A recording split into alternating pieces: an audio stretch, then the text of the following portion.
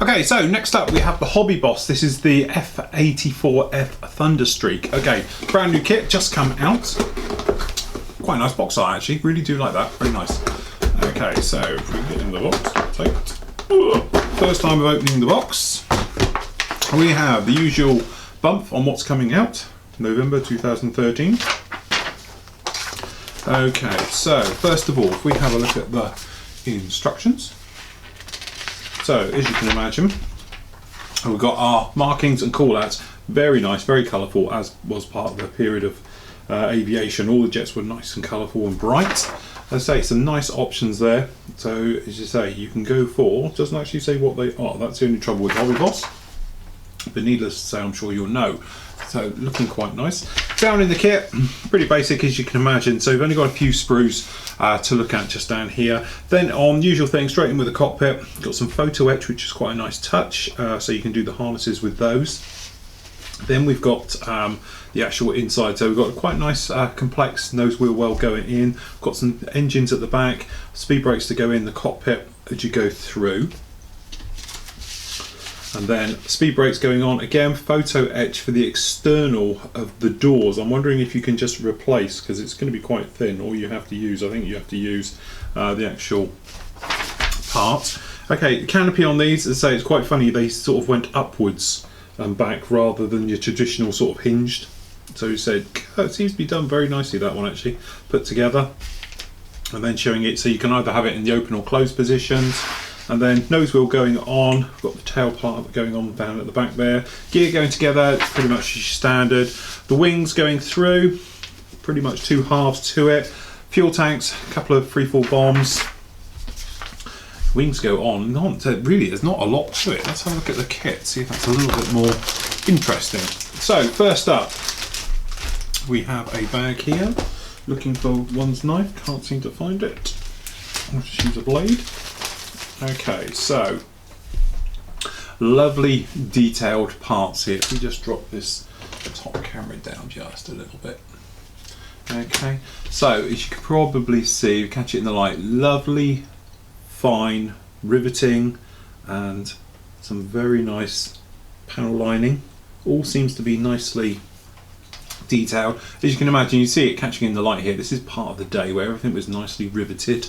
And everything else like that, but generally looking around, we've got no sign of flash. All the gates are quite small as well, which is quite nice.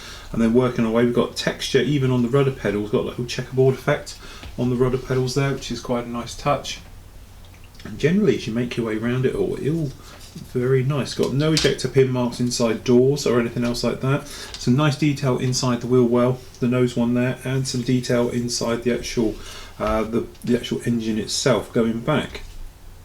I have to say that's actually exquisitely detailed, very nice. So I can't see anything wrong with that whatsoever. Actually, it's really, really nice. All the riveting really jumps out at you, which is quite a nice touch. Okay. And then again, when you're looking at the wings, actually if we catch it in the light, you can see all of that beautiful recessed panel lining and some of the finest. I tell you, this is, it's one of those things. I've seem to be championing Hobby Boss and Trumpeter recently because I've been doing a lot of their kits, but certainly I have to say the level of detail, and I don't know how well the cameras will pick it up. It's the side camera here. You see all these tiny details. That's amazingly detailed for all that tiny riveting work, which obviously strengthening work down on the leading edges there. Absolutely fantastically done. Okay, weak part, you know, the instrument panel there is nothing that you would shout home about at all. It's pretty basic. Okay, nice shallow ejector pin marks. You might want to give them a little bit of a sand before you put those sandwich the wings together. But again, some nice detail going on at the top here. Seems to be all very nice. And the main. Okay, so again, you know, this is what we're talking about. This is where, as I say, it depends. If you're watching the news show, you would have seen another review just done on the 109. That was a classic example. It's the same money for the kit, and the level of detail on this is a million times better than what we've just seen. And that's what I'm getting at here, is that there's some great manufacturers out there producing some real quality kits with the finest, most exquisite detail you've ever seen. And this is absolutely stunning. You can see it there. You know, the level of detail in something so small is absolutely fantastic.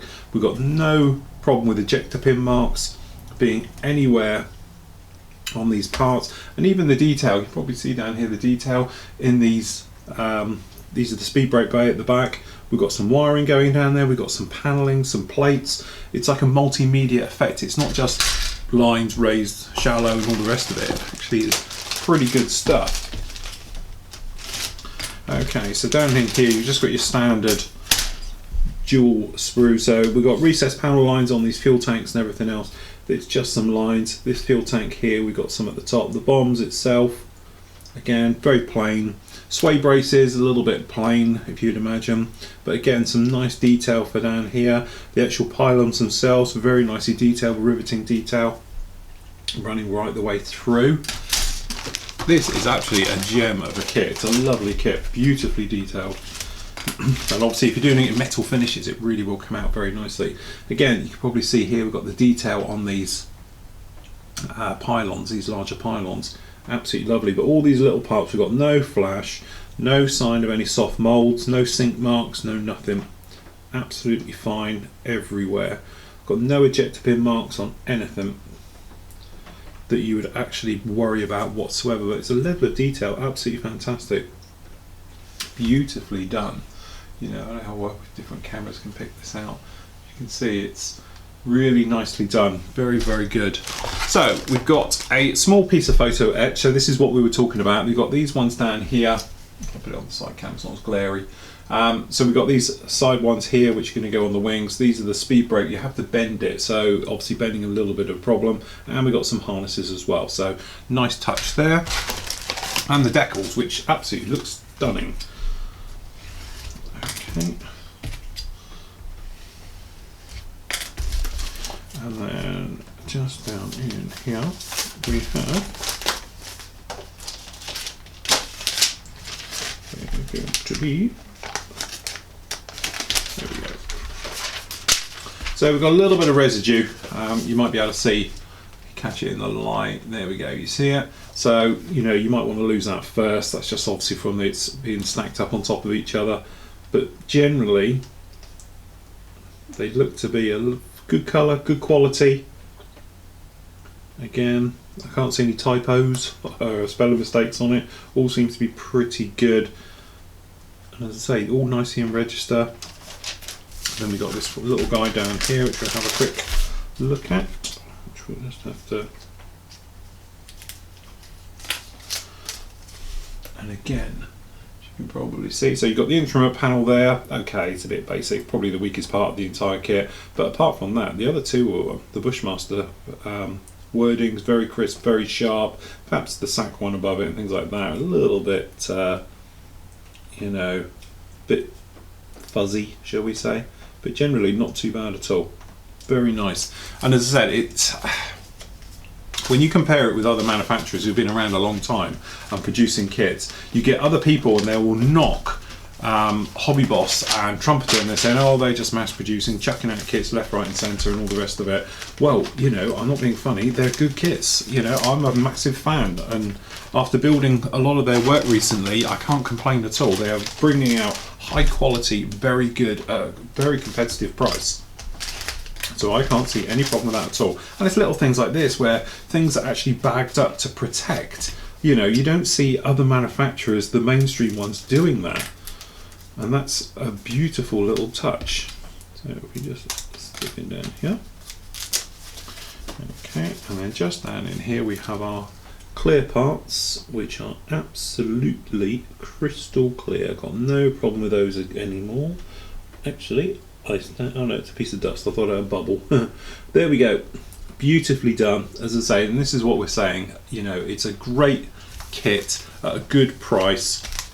And they do tend to bring out Hobby Boss and things like that and Trumpeter kits that are all suddenly subjects which mainstream manufacturers don't seem to do. You know, they tend to do the bread and butter stuff and everything else, and they might come out with one wacky one. These tend to go along and they're like, okay, we're going to do this, we're going to do this and do this, and they work through them all and they turn out absolutely fantastic.